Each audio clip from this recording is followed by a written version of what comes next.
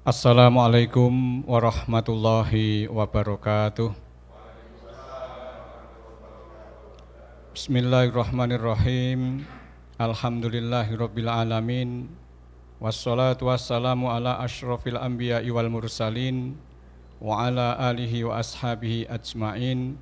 Amma ba'd. Para alim, para kiai, para ustadz, ustadzah, hadirin, hadirat, serta pemirsa yang ada di rumah rahimakumullah. Kali ini kita akan ngaji bareng kembali fikih keseharian, pedoman bagi umat Islam menjalani kehidupan.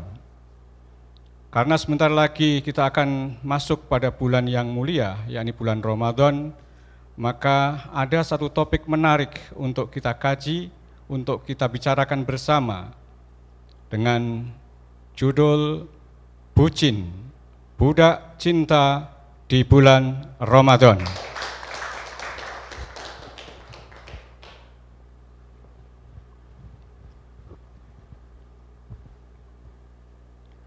Hadirin rahimakumullah, bucin atau budak cinta ini merupakan istilah kaum milenial.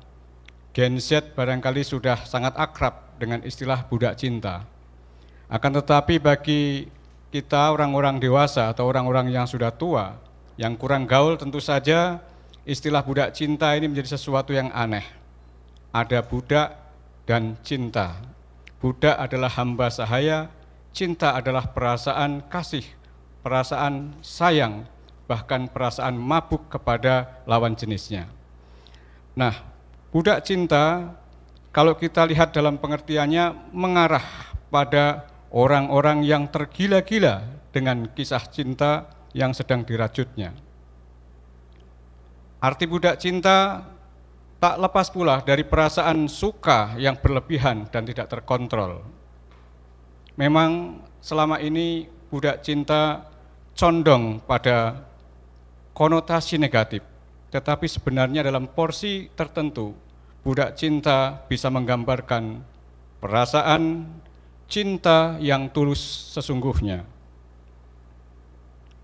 Karena orang dengan embel-embel budak cinta pasti akan memposisikan dirinya lebih rendah daripada orang yang dicintainya. Dalam bahasa Arab barangkali tadi sudah disampaikan, ada istilah yang dekat dengannya, ada gharam, mabuk cinta, mabuk asmara. Ada juga istilah dengan asyik yang berasal dari kata asyako yaksuku iskun, yang berarti orang yang tergila-gila atau mabuk cinta.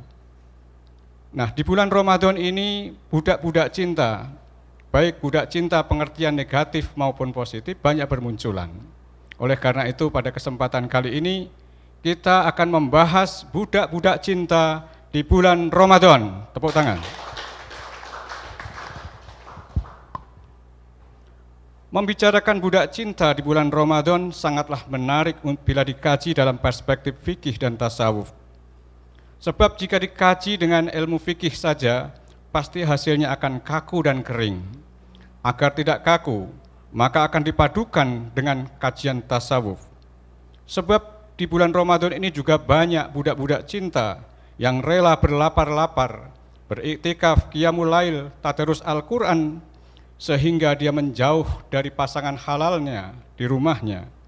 Oleh karena itu, perbincangan ini nanti akan kita hadirkan. Narasumber kita yang berada di depan kita adalah Abah Kiai Haji Muhammad Daniel Royan, Rois Suriah PCNU Kabupaten Kendal. Tepuk tangan untuk beliau. Untuk memantik diskusi, dipersilakan nanti para peserta bisa menanggapi dan mempertanyakan hal-hal yang terkait bucin ini. Kita akan bagi ke dalam 4 subtopik. Yang pertama adalah pacaran, yang kedua mencium pasangan, yang ketiga melihat gambar atau video porno, dan yang keempat bersetubuh dengan pasangannya di bulan Ramadan. Hadirin wal hadirat rahimakumullah, terkait topik bucin yang pertama ini saya akan pantik dengan subtopik yang pertama, yakni pacaran di bulan Ramadan. Pacaran adalah pertemuan langsung atau melalui media tertentu antara laki-laki dan perempuan karena didasari rasa cinta atau syahwat. Persoalannya adalah bagaimana hukumnya jika pacaran itu dilakukan di bulan suci Ramadan dalam perspektif fikih dan tasawuf. Apakah pacaran itu diperbolehkan? Apakah pacaran itu membatalkan puasa? Ataukah pacaran itu hanya menghilangkan pahala puasa? Silahkan para penanggap untuk memberikan tanggapan. Boleh juga mengajukan pertanyaan. Dipersilahkan. Penanggap bertanya. Pertama, silahkan. Silahkan memperkenalkan diri secara singkat. Assalamualaikum warahmatullahi wabarakatuh. Waalaikumsalam warahmatullahi wabarakatuh. Nama Muhaimin dari Lembaga Dakwah PCNU Kabupaten Kendal. Perkenankan untuk menanggapi persoalan pacaran di bulan Ramadan.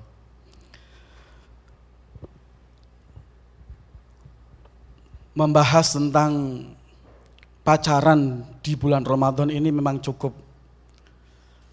ngeri-ngeri sedap. Karena ini pacaran biasanya dialami oleh anak-anak remaja, anak-anak muda, tapi juga tidak kalah anak-anak dewasa, orang-orang dewasa dan orang tua sekalipun juga terkadang terkena demam pacaran. Ini kita coba untuk menanggapi tentang pacaran anak-anak remaja dan juga anak-anak muda. Ini anak-anak sekolah SMP, SMA, dan kuliah atau yang belum menikah. Nah, ini pacaran yang terjadi di usia-usia seperti ini memang terkadang rentan dengan persoalan. Anak-anak remaja, anak-anak muda yang masih duduk di sekolah dan kuliah ini, terkadang mereka bertemu untuk membahas beberapa hal. Dan ini bila terjadi di bulan Ramadan, saya kira itu masih bisa kita terima, kita tolerir, dan itu wajar. Bahkan sangat baik. Tetapi yang agak kita khawatirkan adalah bila anak-anak remaja, anak-anak muda ini bertemu lalu melakukan aktivitas-aktivitas yang membahayakan atau aktivitas-aktivitas orang-orang dewasa. Nah, ini yang kita khawatirkan dan itu nantinya akan berdampak kepada puasa mereka di bulan Ramadan. Kita melihat anak-anak remaja, anak-anak muda saat ini sebenarnya mereka cukup bisa mengerti dan memahami mengenai bagaimana pacaran yang baik dan sesuai dengan aturan agama. Ini kita yakinilah, kita berhusnudzon.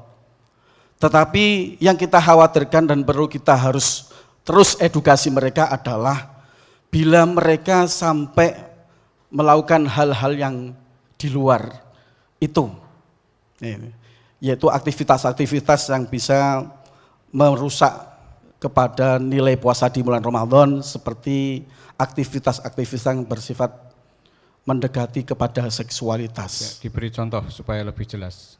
Nah, ini yang saya agak khawatir di sini. Contoh-contoh mungkin sampai ciuman, sampai lebih daripada itulah. Ini yang kita harus edukasi betul mereka dan mereka harus memahami bahwa hubungan antara mereka yang lawan jenis laki dan perempuan di usia remaja, di usia anak-anak muda yang belum menikah, ini memang harus betul-betul dibatasi dan sampai jangan terjadi aktivitas-aktivitas yang bisa merusak ibadah puasa mereka. Untuk yang sudah dewasa, yang sudah menikah, yang sudah tua, mungkin juga akan terjadi aktivitas-aktivitas seksualitas mungkin, tetapi ini juga harus dihindari di bulan Ramadan. Karena bila sampai terjadi hubungan suami istri di bulan Ramadan, itu pasti juga akan merusak atau bahkan bisa membatalkan puasa di bulan Ramadan. Kembali lagi, pacaran untuk anak-anak di usia remaja dan juga anak-anak muda, saya kira selama masih pada batas-batas tertentu masih diperbolehkan dan tidak akan membatalkan daripada nilai puasa itu sendiri. Begitupun bagi orang-orang yang sudah dewasa, orang-orang yang sudah menikah, untuk menunjukkan rasa cintanya kepada pasangannya di bulan Ramadan saya kira masih diperbolehkan.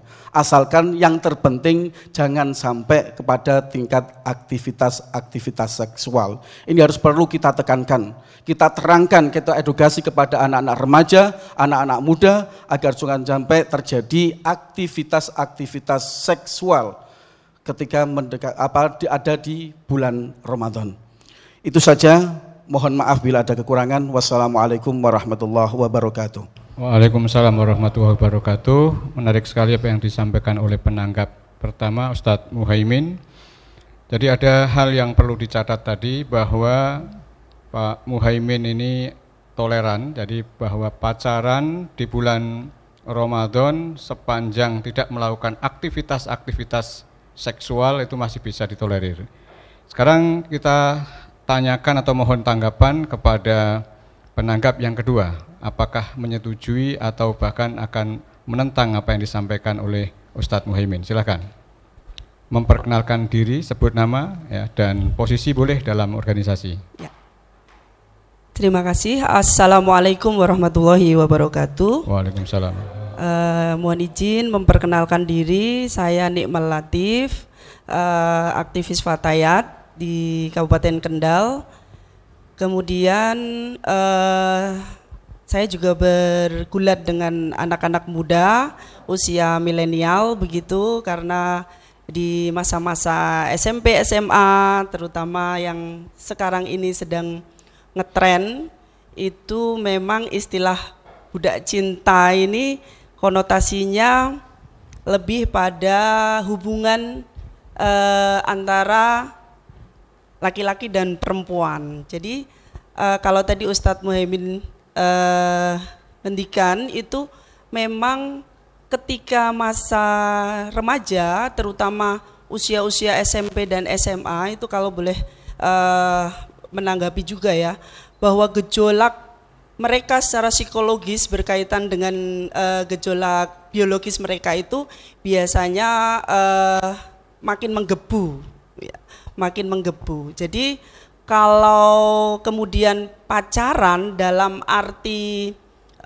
mereka kemudian berduaan, ngedate di mana begitu ya, yang sepi, tidak ada orang, kemudian dikhawatirkan nantinya akan menjurus pada perbuatan-perbuatan yang tidak baik, itu tentu kita tidak sepakat. Begitu Ustadz. Jadi memang itu tidak bisa dihindari. Kenapa? Karena perkembangan pengetahuan dan wawasan mereka pun terkadang kita tidak bisa menyangka, karena sekarang sudah lebih terbuka, mereka bawa HP, ya kan?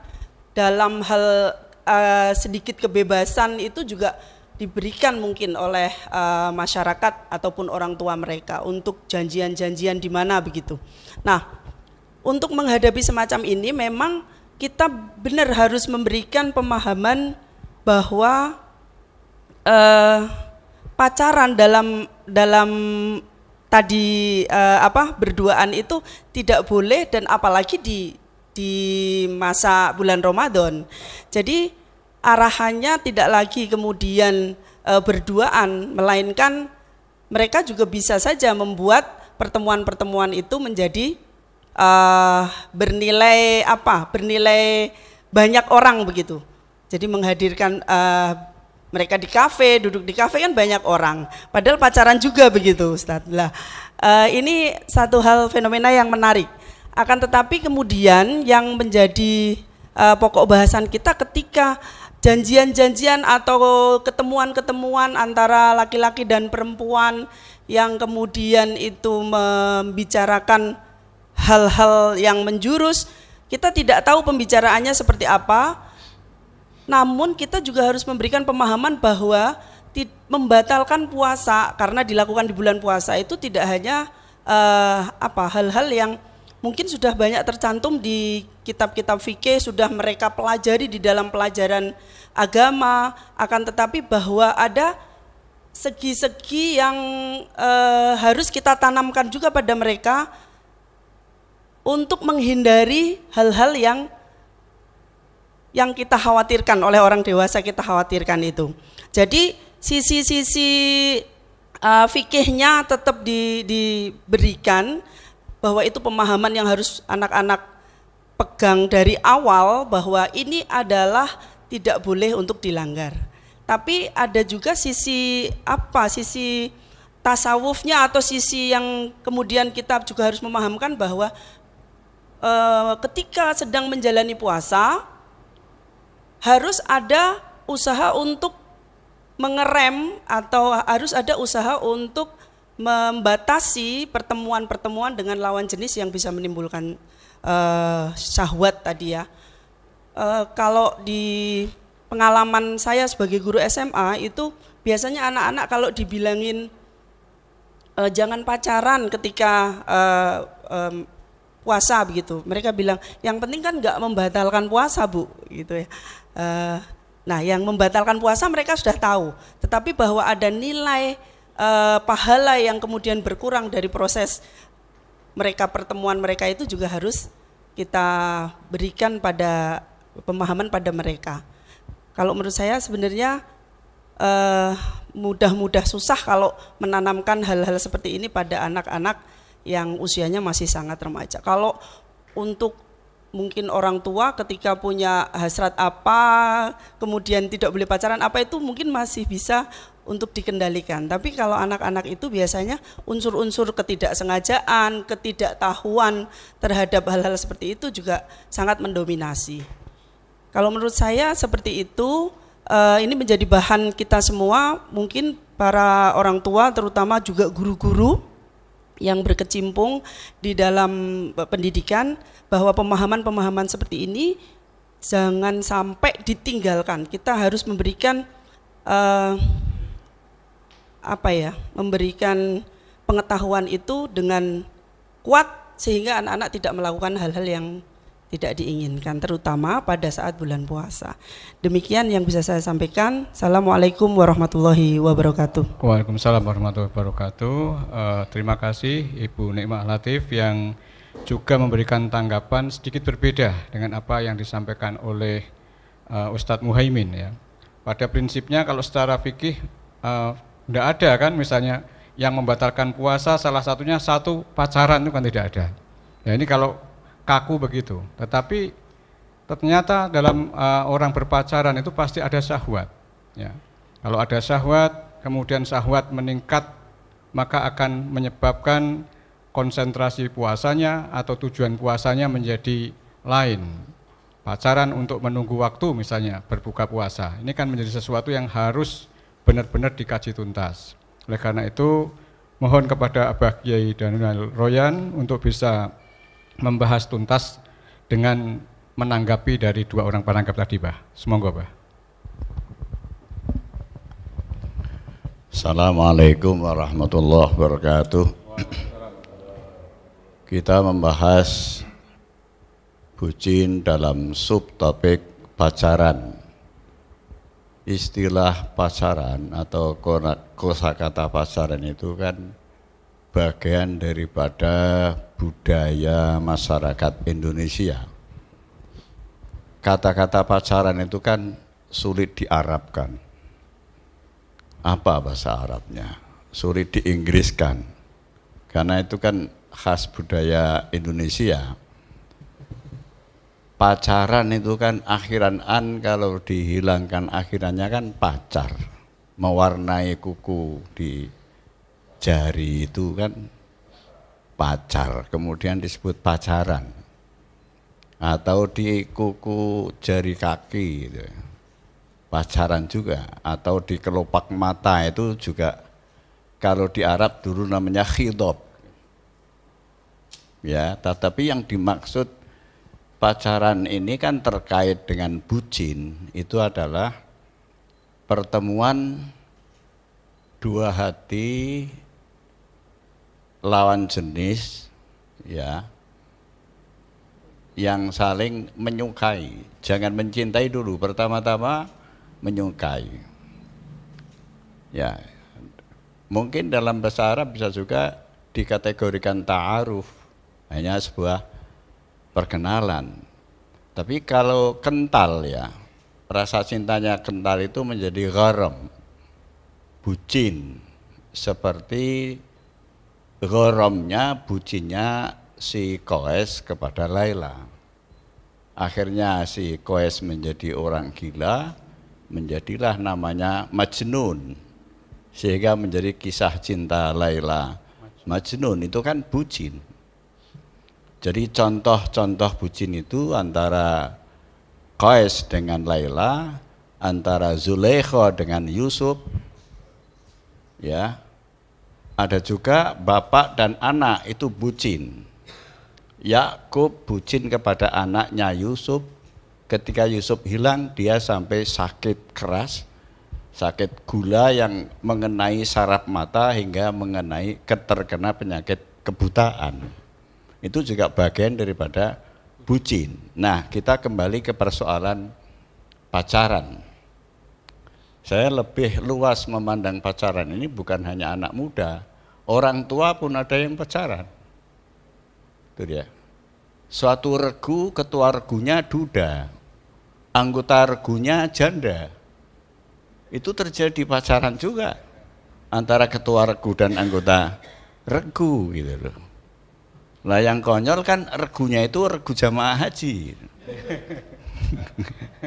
Masa sambil tawaf, sambil sa'i itu pacaran? Gitu. Kalau ditegur, itu kok pacaran, Pak? Enggak, ini kan anggota saya kan yang membimbing dia gitu. Jadi ada namanya ibadah sambil pacaran, atau dibalik, pacaran sambil ibadah. Mana yang benar? Nah, ini terjadi. Bahkan orang perempuan sudah bersuami juga kadang kemungkinan masih melakukan pacaran. Suami yang sudah beristri juga berkemungkinan untuk melakukan pacaran. Ya, malah saya pernah membaca cerita setan itu juga pacaran. Yang tidak berpacaran saya kira hanya malaikat itu. Nah, secara fitri, manusia diciptakan Allah Ta'ala punya hati, itu memang terdorong untuk melakukan pacaran. Ya, karena proses sebelum terjadinya pernikahan itu biasanya ada mukaddimatun nikah itu diantaranya kan pacaran. Mungkin orang-orang dahulu nikah tanpa pacaran karena ada budaya ketaatan anak kepada orang tua. Tetapi zaman sekarang nggak bisa. Anak-anak di sekolah tingkat SMP, di sanawiyah sudah pacaran. Tidak ada rasa syahwat, tapi suka. Ya, sehingga pacaran anak-anak kecil itu disebut cinta monyet. Kalau pacarannya orang tua terus disebut cinta apa? Cinta kikong ya. Kera yang besar itu apa namanya? Orang hutan gitu. Gorila, cinta gorila gitu. Jadi ada cinta monyet, ada cinta gorila gitu. Ini pacaran. Maka tidak bisa dihukumi haram secara mutlak atau halal secara mutlak. Ditafsil bagaimana situasinya, bagaimana karakter orang yang berpacaran itu. Kalau saya banyak membaca, mungkin kalau Bapak Ibu mau menonton sinetron gitu ya. Ya kan banyak toh sinetron yang isinya pacaran kan. Coba kita lihat drama, sinetron, kita dengar lagu-lagu, seni-seni, kenapa yang dominan tentang cinta? Ya dah. Coba lagu-lagu itu Rhoma Irama juga melakukan cinta itu. Pacaran juga. Walaupun bahasanya itu bahasa yang kurang etis umpamanya ya. Kau masih gadis atau sudah janda, itu kan bahasa pacaran itu. Ya kan? Mempertanyakan status gitu. Nah, itu pacaran juga. Maka kalau anak di tingkat SMP, SMA itu tidak punya pacar, mereka menamakan teman yang tidak berpacar itu jomblo. Jadi yang jomblo itu bukan hanya orang dewasa tak punya pasangan. Ternyata anak muda, remaja, Gen Z itu tidak punya pacar juga disebut jomblo. Ini sudah menjadi budaya umum yang diketahui secara luas gitu loh. Maka kadang-kadang pacaran itu juga sebagai ekspresi saja keakraban itu.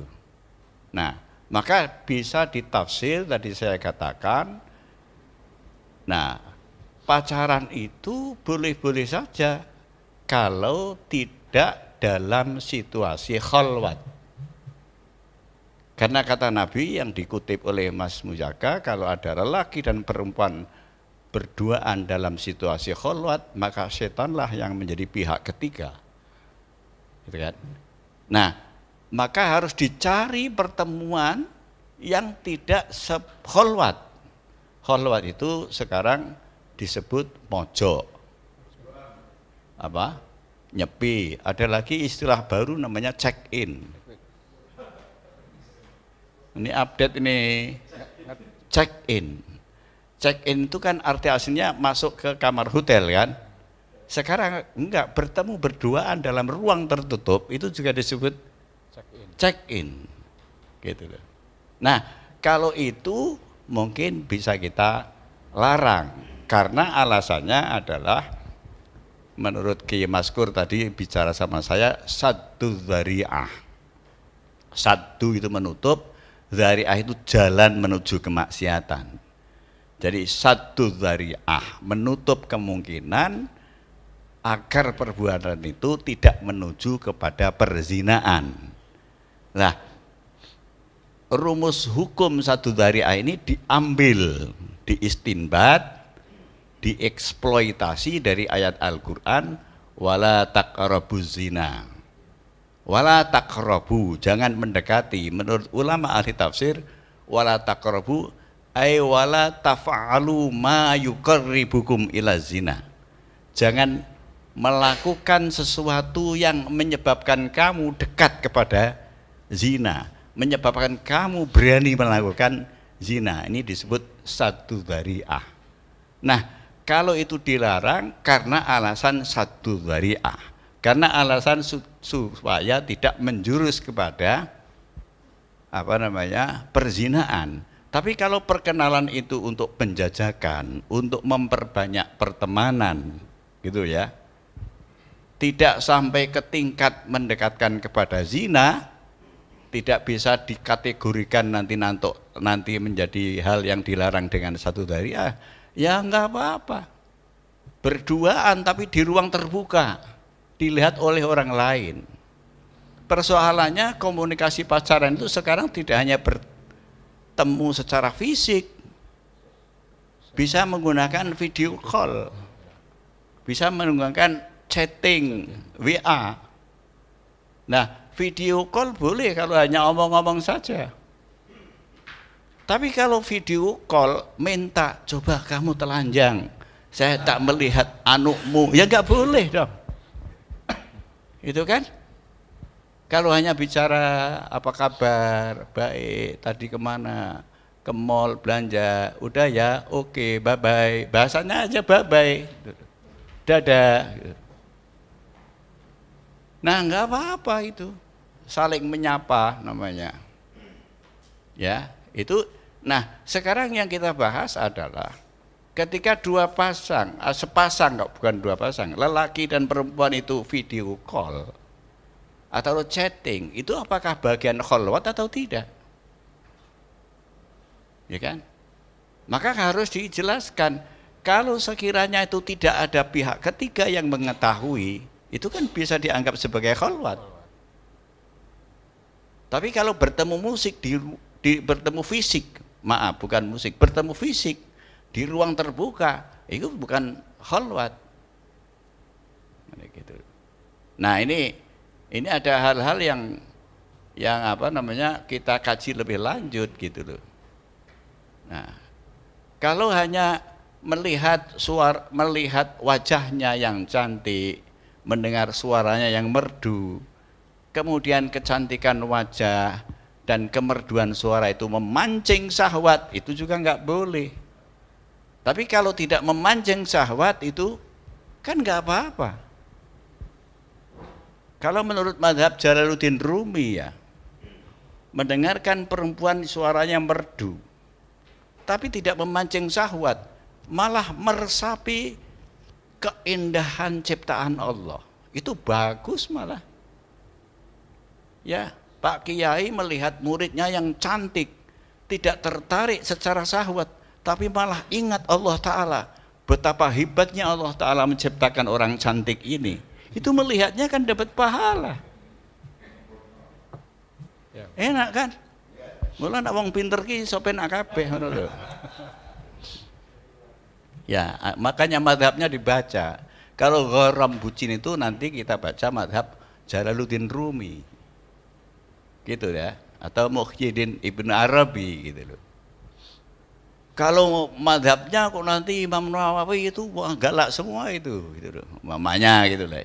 Ini kan ada namanya muqabalah, perbandingan-perbandingan. Jadi intinya secara hukum ditafsirlah namanya pacaran itu. Maka perlu orang tua memberikan edukasi kepada anak-anaknya. Nah, terkait ketika pacaran ini dilakukan di bulan Ramadan, ya tidak berpengaruh sepanjang tidak mengundang syahwat yang menjurus kepada zina. Ya kalau menjurus sebaiknya jangan dilakukan, meskipun tidak membatalkan puasa ya. Ya, jadi mungkin puasa nanti hukumnya membatalkan puasa atau tidak dilihat dari sudut pandang fikih dan sudut pandang tasawuf. Ada hal yang dilakukan dilihat dari sudut pandang fikih tidak membatalkan, tetapi dipandang dari sudut pandang tasawuf membatalkan. Persoalannya corak Islam di Indonesia negeri kita ini adalah Islam yang sudah mengintegrasikan antara fikih dan tasawuf. Kenapa demikian? Ini kan pengaruh faham Imam Ghazali. Gitu. Jadi Islam di kita ini adalah bercorak integrasi gabungan antara fikih dan tasawuf, dan itu merembet ke semua persoalan. Sampai urusan negara saja tidak cukup hukum, ada etiknya. Ya.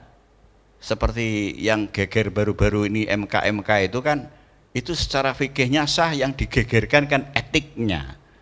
Artinya bukan segi fikihnya tapi segi tasawufnya gitu. Walaupun yang menggegerkan etik itu juga nggak paham tasawuf sebetulnya gitu. Karena mereka etik secara hukum bernegara, sedangkan tasawuf itu etik secara hukum yang lebih universal. Tidak hanya negara, hubungan dengan Allah Ta'ala juga, hubungan secara kemanusiaan juga. Dan itu kira-kira, jadi hukum kesimpulannya menurut saya ini pacaran itu tergantung kondisinya ditafsir, dan itu menyangkut semua generasi baik tua ataupun muda, dan tidak membatalkan puasa kalau bersifat asmara atau kasmaran, tetapi secara fikih tidak membatalkan, mungkin secara tasawuf membatalkan, artinya membatalkan. Secara fikih itu nanti tidak wajib diqodho, secara tasawuf itu artinya tidak ada pahalanya.